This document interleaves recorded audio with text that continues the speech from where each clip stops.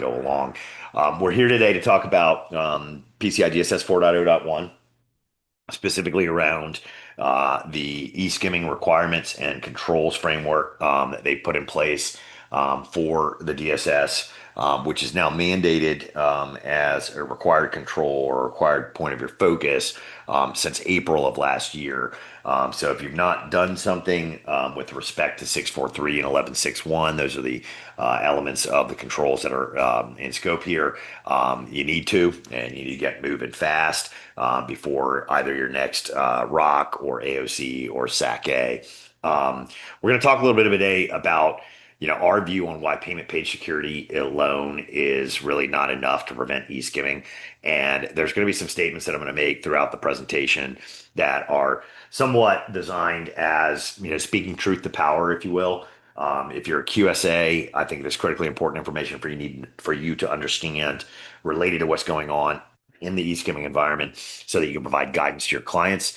If you are a merchant, I think it's really important for you to understand as it relates to, truly delivering ultimate protection to your organization against the threat. So let me get a little bit of background on who we are in case you don't know Source Defense, and, sort of like why we have visibility and, the ability to sort of speak in the way we are going to in the session around the problem. We are a company that is designed to protect data at the point of capture. We ultimately pioneered the e-skimming security space. We've been in market with solutions serving 1,000 of the world's largest brands, countless others across the payment ecosystem for the better part of about the last 10 years. We're a web security firm. If you're looking for a category to sort of put this focus in, this is definitely about web security. We really are a third-party risk management solution.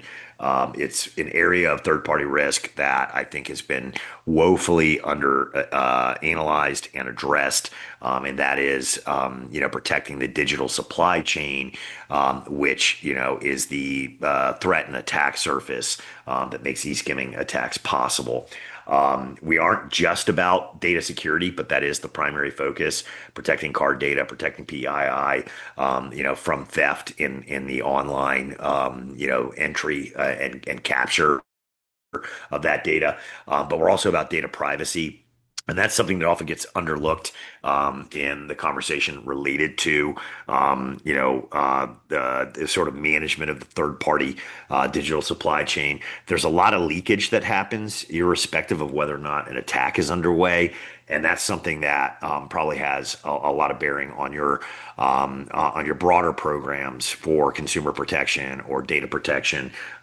Is understanding, that even when not under attack, there's a necessity to really get a grip on what your third-party website partners are doing, because in a lot of cases they are overreaching and reading and touching data that could jeopardize other forms of your data privacy focus. Ultimately, with PCI DSS mandating these controls under 4.0, we also address compliance, but it's not just compliance for PCI.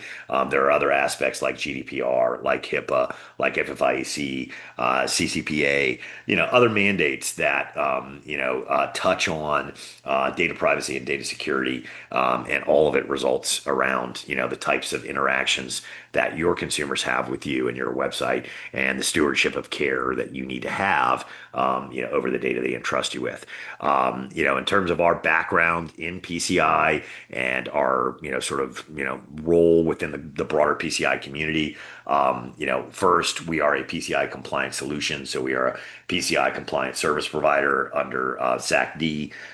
We've done multiple AOCs around our technology, with IBM as our QSA, guiding us through that process. So the solution itself, as a service provider, you can guarantee is compliant. But more broadly and more importantly, we're an active and a vocal member of the PCI Security Standards Council. We are a PCI PPO. It's a principal participating organization. And I also sit on the PCI Board of Advisors for the 2025 to 2027 session. And we are constantly providing feedback and interaction with the council around the standard, around things that we, believe, need to be modified and addressed. We helped with some of the early creation.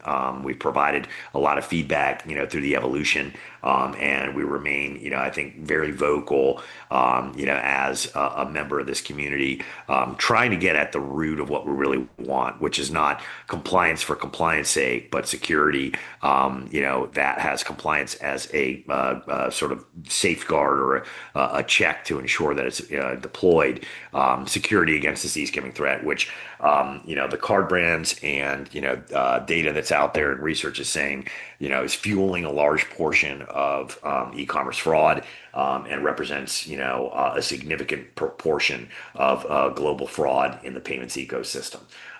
We do have some tools to support your journey. We are a community member. We try and be active. We try and be, there, and offering advice and guidance. As I mentioned at the top of the conversation, you can always reach out to us to have any conversations you want to have. You want to dig deeper on an issue. You want to know what's going on, maybe, a little bit in advance of what's happening at the council level. You want to talk about, things as a QSA or as a merchant that like are on your mind. Happy to do that. My name is Steve at sourcedefense.com. That's the email address. And you can also engage with us for things like scoping support and understanding, what you really should be trying to protect, guidance on, different types of approaches, build versus procure, engaging us with, your broader team. We understand, through our interactions with clients, it's not just one stakeholder. You got compliance, GRC, security, IT, app development, all that kind of stuff. We're happy to participate and help you, get a project moving. That also includes giving you a free look and sort of a pre-project assessment of your site. Or again, if you're a QSA, giving you tools that help you analyze the controls that your clients might be in there when you're going in to validate their compliance. On the QSA front, we do group working sessions. We'll work with you and your QSA. We're basically here to help. And we've got, a rapid action plan. If you're, facing your rock here in the near term, we can get you taken care of in terms of this problem, economically and rapidly, within like 30 days. So that's the background. Where do we come off, getting sort of like, I don't know, I guess sort of controversial in statements like payment page security is not enough. It's because, we come from this background. We're vocal participating in the community. And we also do a tremendous amount of threat research into this space. We are constantly looking at what's going on in the attack world, attack surface, and with respect to adversarial campaigns. And that's going to inform a lot of what we talk about today, and give you some of the background as to, real world what's happening. So we produced a 2025 threat research report, basically looking at all of our findings from last year. We produced that about 4 or 5 weeks ago.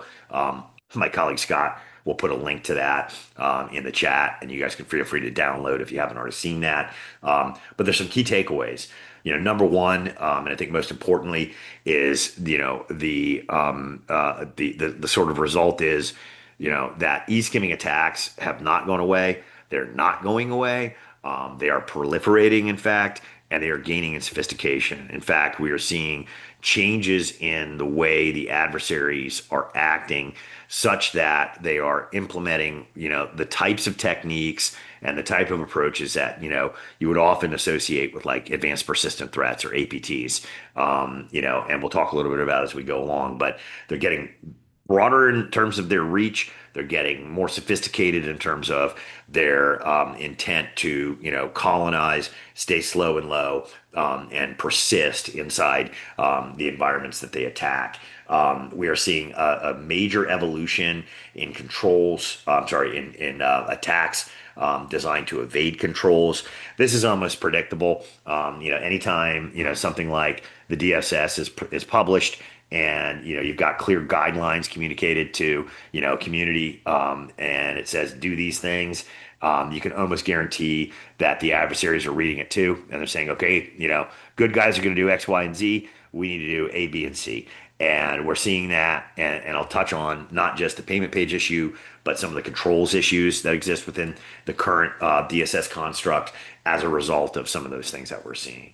I think ultimately, unfortunately, a key takeaway is that as done thus far, as dictated by the DSS and as implemented by our community, compliance thus far is creating a false sense of security. And that is where, I really am going to make a case and implore upon you to think about this not as the ceiling, but about the floor, as right as really relates to what compliance really should be about.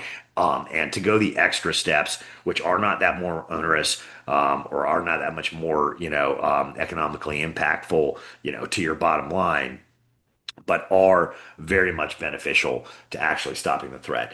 Another interesting trend in 2025 that we saw, and something that you should concern yourself with, dependent upon the type of site that you manage and the type of data that you collect, is we're seeing a change to add more types of data theft into these attacks, not just card data, but other forms of data, specifically around credential harvesting and things of that nature that can be used for downstream identity theft and other forms of fraud.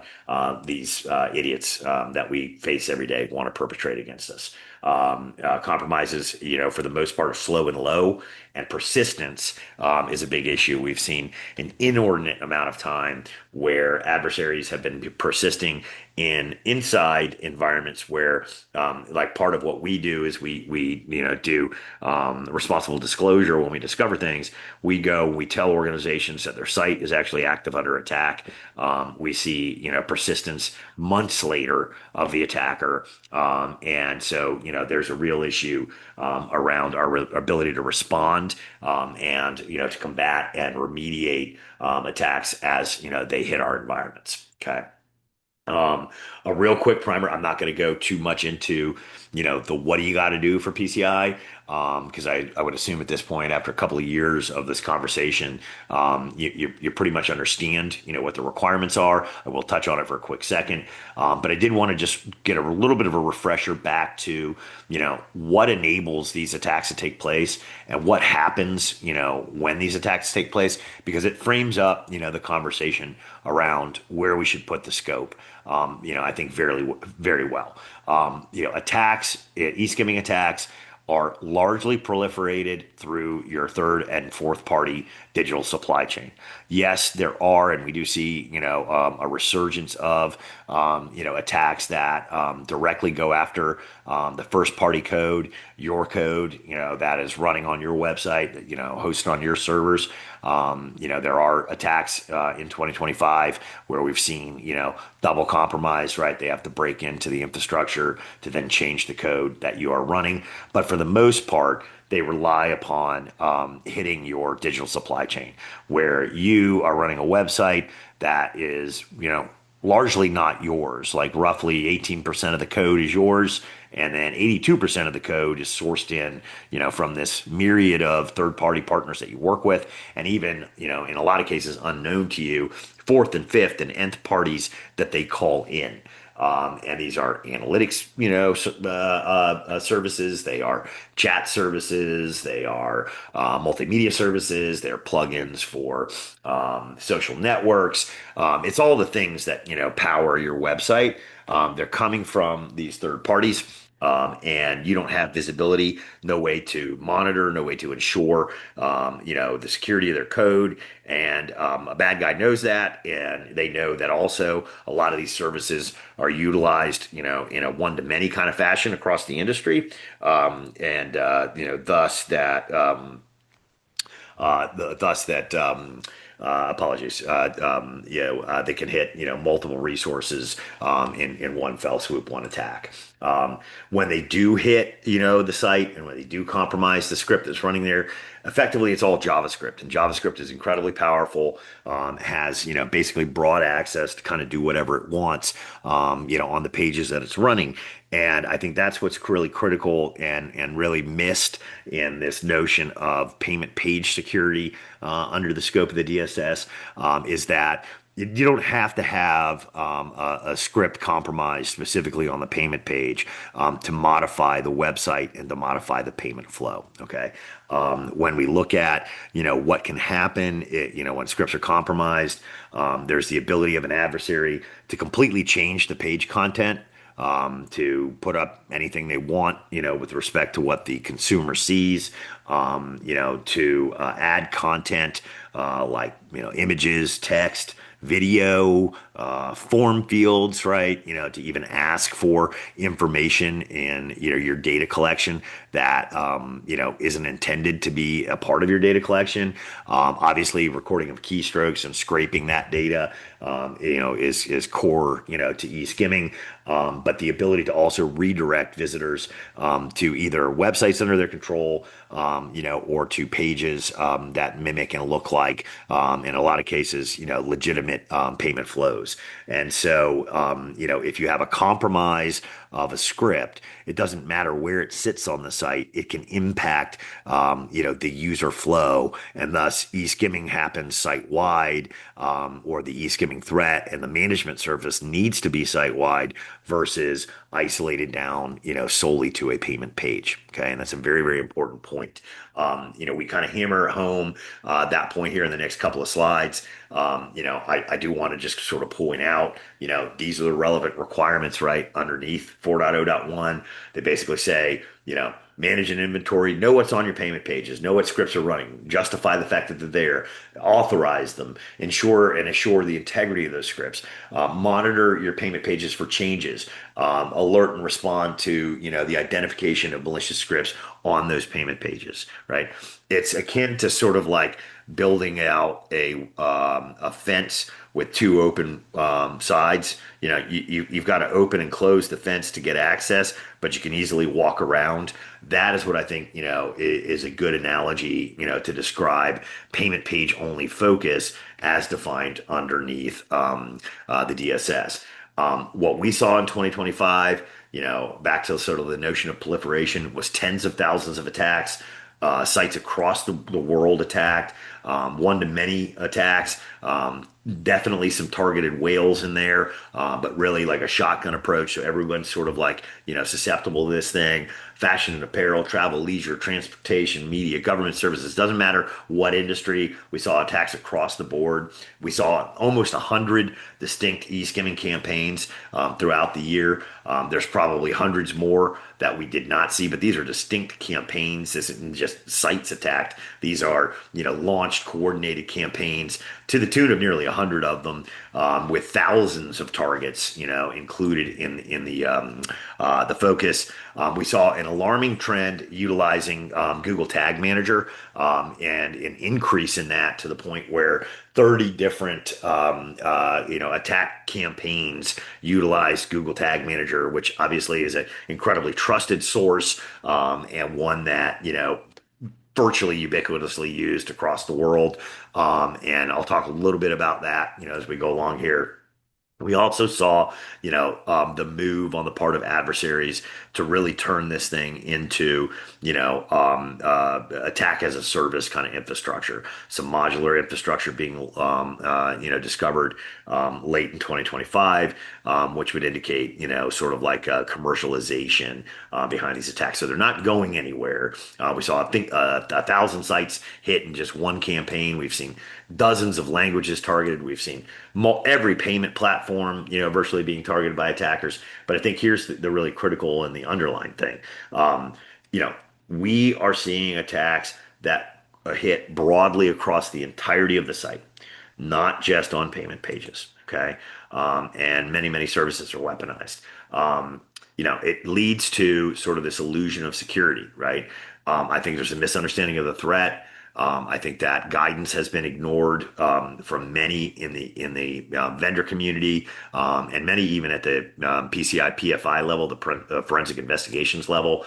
I think it really has, in the current form, a misunderstood and a myopic understanding of what adversaries are actually going to do. As a result, people think, well, I checked the box, should be good, and they're going to end up getting popped. Okay. And, unfortunately, they'll probably get popped for a long period of time and not know it because the monitoring won't be in place to actually detect it. And because of the slow and no nature of these threats and, sort of like the way that these attacks work, it's going to result in, a lot of damage done to brands and damage done to consumers and fraud still perpetuating because we're just missing the mark. That isolated focus doesn't really understand the entire attack surface. And, one of the things that I'll talk to as well is sort of like the scoping loophole that, came from change that happened in January of last year to the SAC-A. And if you're a QSA, you probably know immediately what I'm talking about.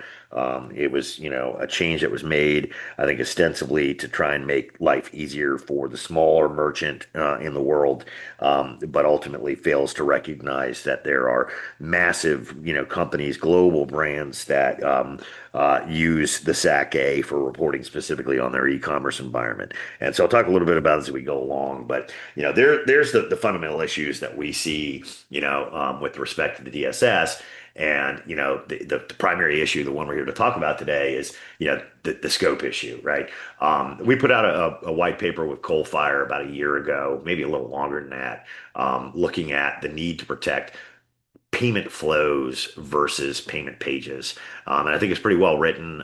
It's their words and their thoughts, with respect to sort of like, the duty of care and what you need to do. And so I think Scott's probably just dropped that in the chat for me. Have a read on that one. I think it's pretty good.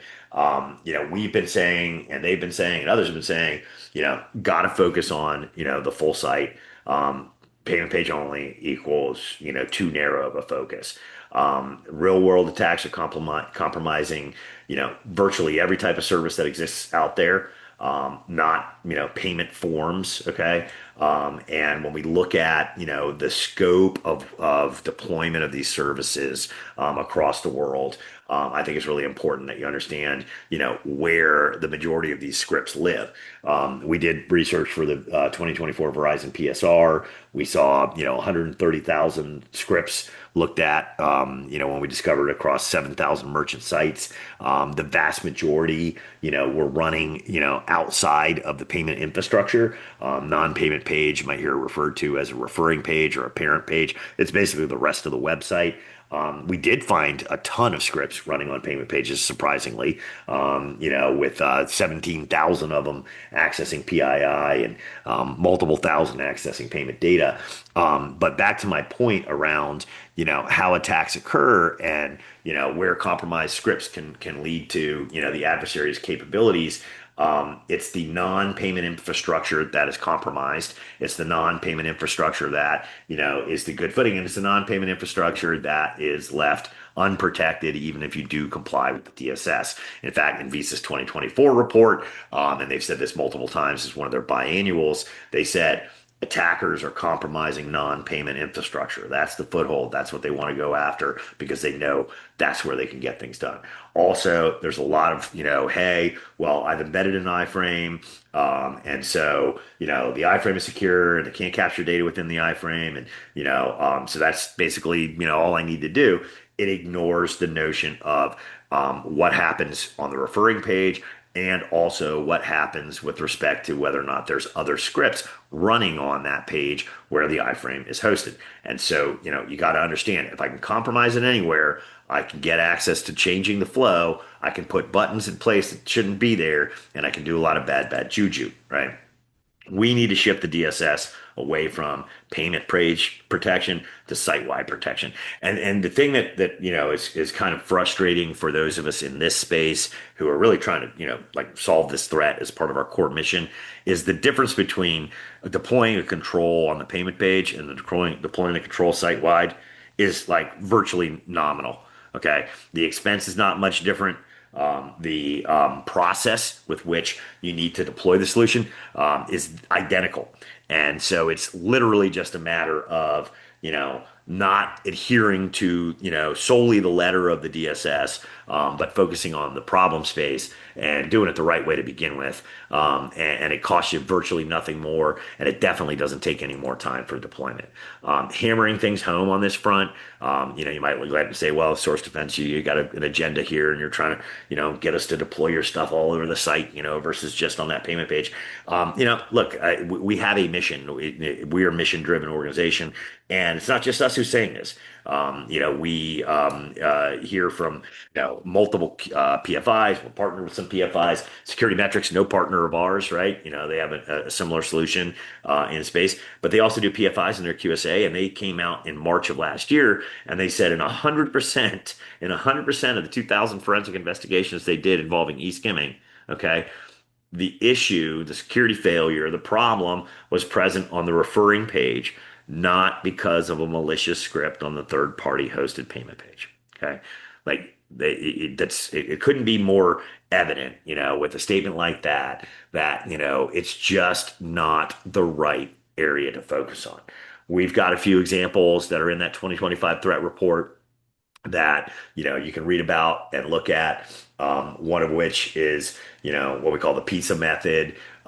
You've got the injection of a new payment option into the checkout UI, appearing as a legitimate payment flow. And so the user goes to click on checkout, and they are effectively redirected to an attacker controlled payment gateway. And more, there's a tremendous amount of mimicry and focus on consumer duping that happens where, it's virtually identical. You couldn't tell the difference, if you were looking at the two of them side by side.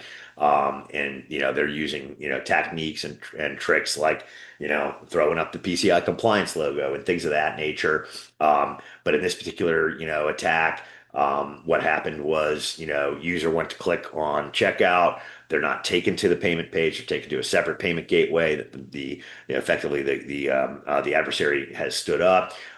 That gateway, if you want to call it that, collects payment card data, grabs CVV, presents like a near identical checkout experience, and then on click from submit, automatically returns the user back to the merchant page with a failed payment error, forcing them to try the legitimate payment again, so that the consumer doesn't report to the website that there's breakage in the checkout process. And so I guess, in one way you could say, as it relates to lost revenue, almost thanks, I guess, bad guy, for at least pushing them back to the consumer. I'm sorry, to the merchant, and having the consumer be able to complete the transaction. But the downstream fraud and what happens, at the end of things, is still, very, very impactful in the tunes of, billions of dollars of loss for us all, in the broader ecosystem. So we see that a lot. That's detailed out in that threat report. You should download that. We also see, other attacks where there's no pop-up, there's no overlay, there's no obvious form manipulation, but payment data is still stolen. These are, attacks that are silent skimmers, as they're called. There's no fake form. They basically are intercepting the submission via event listeners, which they've put in place because of compromised scripts elsewhere in the site. They're doing some interesting things with respect to how they avoid detection on exfiltration. They're storing data in cookies or in local storage, so that on later navigation events, the data is exfiltrated. There's no trace of form manipulation for you as the merchant to see. And it hammers home why you should also not necessarily just focus on detection only, in terms of the types of things that you might look for: exfiltration patterns, outbound connections, communication with known bad C2, that kind of thing. And really instead be looking for sort of like a prevention first solution that prevents scripts from changing and modifying what happens, with respect to the page as a whole. We've also seen increasingly, legitimate checkout flows, being compromised, in the tunes of, hundreds of compromises per campaign. One of the things that is interesting is that there's a sophistication that's happening here, where multiple payment providers with localized variants are actually mimicked in like a pixel perfect kind of accurate kind of way. And so the bad guys are getting smart enough to, basically reflect, geographical preferences, make sure that the site looks like it should, depending upon where the consumer is, and things of that nature. So I kind of hammered home, hopefully, pretty significantly in the last, 30 minutes or 20 some odd minutes, the issue with payment page scope. We got about 10 more minutes before I let you guys back. I want to talk about a couple of other issues with respect to scope underneath the DSS. This is probably another, if not, one of the more important and most fundamental issues that, needs to be addressed like right away within the DSS. And that is the use of and reference controls that aren't controls or suggestion of solutions that won't solve the problem. Okay. And so, by that, what I'm talking about is even the fact that there's a mention of content security policy and sub-resource integrity in the DSS that remains. We've been yelling, the community has been yelling about it, 80 people from various different backgrounds and, various different organizations screaming at the top of their lungs, back about a year ago. You should remove CSP and SRI as reference controls. They do not work against today's threat. They just cannot keep up with the eSkimming threat, and they're like antiquated kind of approaches. They're static. They're unable to track the evolution in terms of what's going on. They are effectively allow lists. The notion behind CSP is that you are going to whitelist and allow trusted script to run on the site. Okay. And when we talk about, the types of, trusted services like Google Tag Manager, and others that are used to perpetuate these attacks, that's exactly the attack surface. So simply saying, I know this vendor and I allow their script to run on my site, and so my CSP, allows it to function, does nothing to prevent any malicious activity that should be happening inside the script that was just compromised. SRI, feels the other direction in the sense that SRI is, looking to create fingerprints and hashes, and you simply cannot create hashes that will keep up and keep pace with the dynamic nature of scripting today. The scripts that are running on your site, are designed to evolve based on time of day, geography, user interaction, things of that nature. And you cannot create a hash for all those thousands upon thousands of variables and keep, SRI as an effective solution, for again allowing or not allowing, a script to run, and that's where it's sort of behavioral based focus on the problem comes into play. And even one of the core authors of 4.0, who focused on the e-skimming problem, has come out and said, they were uninformed as to the nature of the threat when they helped put together the guidance, and they now recognize the error in their ways. And so as a result, I think the fact that these controls are still included in the DSS creates a real misleading kind of environment for merchants. Not only that, even if these controls did work, they're insanely cumbersome to stand up, manage, maintain, over time, and they're just not tenable. But they don't work, and you can read, another white paper that we put together, on a behavioral based approach versus CSP and SRI, and I think Scott has already dropped the link into the chat. So that's another core one. So we think we got an issue with scope, right? Scope being too narrow, and then we got an issue with sort of not understanding the way technology works, to combat this threat and providing like a false sense of guidance to consumer or to merchants, right? Who may be out there building their own CSP and SRI and cobbling this thing together and spending, hundreds of man hours to kind of get this thing done, and then only to find out, well, oops, it's not going to work. And again, to sort of give you, like support behind that, we just look at the compromises of the Google Tag Manager thing. And I do want to go into like maybe just a couple of minutes of an example on what we saw with Google Tag Manager, and then I'll shut up and we can take some questions. There's a lot more in this deck, but we're not going to go through it all. But it is the trust model that is the attack vector. It is the trusted source that is the attack vector. And, therefore, just allowing a trusted source to run on a whitelist, will not stop the attack.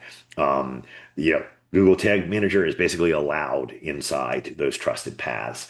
And they're leveraging the trust that we all have in a brand like Google, to really go after, and perpetuate, some pretty crazy attacks. We see in one case, here I get it, one of the attacks that I'll talk through with you, um, the use of string attack or a chain attack, if you will, where initial trusted tag manager container loads, but then there's an unpacking, a Russian doll unpacking that occurs. There's a second container hidden inside the primary container, and then there's even a third where the malicious payload is finally delivered to push the eSkimming code. And so we saw that in one case.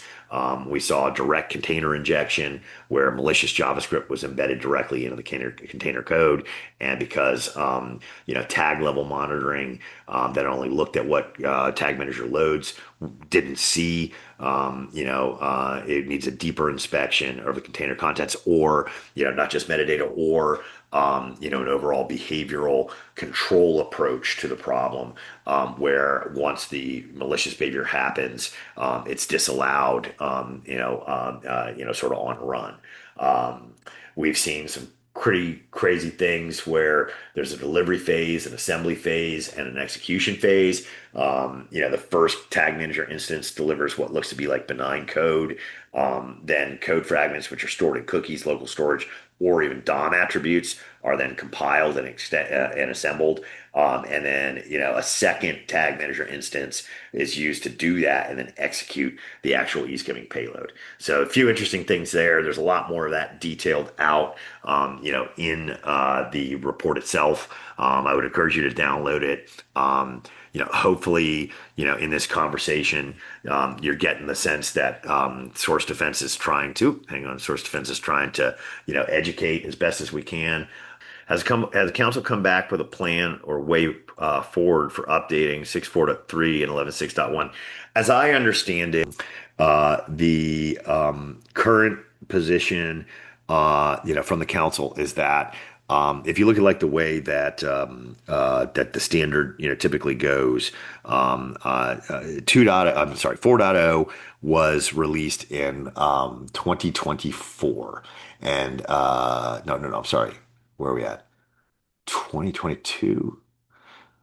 Basically, the long story short, I'm having a senior moment on the dates, but the long story short is we're in the modification window, in which the next major edition of the DSS would come out. This would actually be a building year, for changes, that would come in the next version. We have been really vocal on the need to sort of advance changes more rapidly, especially given some of the issues that I'm highlighting here. I think they're receptive to that. I think that there needs to be a louder engagement from the community. They need to hear more from the QSA community on the gear level of things. We're working, with the card associations to push, the conversation there. I'm carrying it forward at the board of advisors, et cetera, et cetera. And so, I think we can affect change. I think the big thing would be do it right now, regardless of what the DSS says. And I know that that's a tough situation if you're a QSA to advise, merchants to maybe do more than's required. But I think it's a part of the role that you fill as a white hat, is to do that. And if you are a merchant, it's kind of like don't do the bare minimum. Do what's the right thing to do to protect, right? So yeah. I see there's a comment that there's a follow-up question going to take some time to ask. Okay. Um, Yep. I've been saying for some time that those SAC-A merchants using iframe shouldn't be SAC-A, as the parent page would be in scope, and therefore they should probably be more in line with the SAC-A EP. Thoughts? I agree with you. I agree with you completely. I think the SAC-A is a big problem. I think that even the changes that were made to SAC-A in January of last year, and then subsequently, which were attempted to be corrected with the FAQ 1588. The wording is weird. As worded, it's mealy mouthed and circular in some of the reasoning and the logic. And you know, I think we were close. I think there was a push last year, by the QSA community to try and actually eradicate sake. But I think there was reluctance on the part of the council when they heard from, the compliance, what am I looking for? Management organizations, i.e., the merchant acquirers, and all those people that have been reporting on sake. They kind of shied away from that. But I think there's still some life there, and I definitely think that yes, there should be a change, and I agree with your position specifically to sake AEP. Happy to have a conversation with you offline too, if you want to. Happy to engage there. So I'm out here. Drop me a line anytime you want. And I love talking about this stuff, and I love trying to solve problems. So go for it and drop me a line. Let's engage on it and go from there. All right, I'm going to let everybody else get back to their day. I thank you very much for attending today. Hopefully it was helpful. Hopefully there's some insights there. And yeah, we'll talk to you in the near term.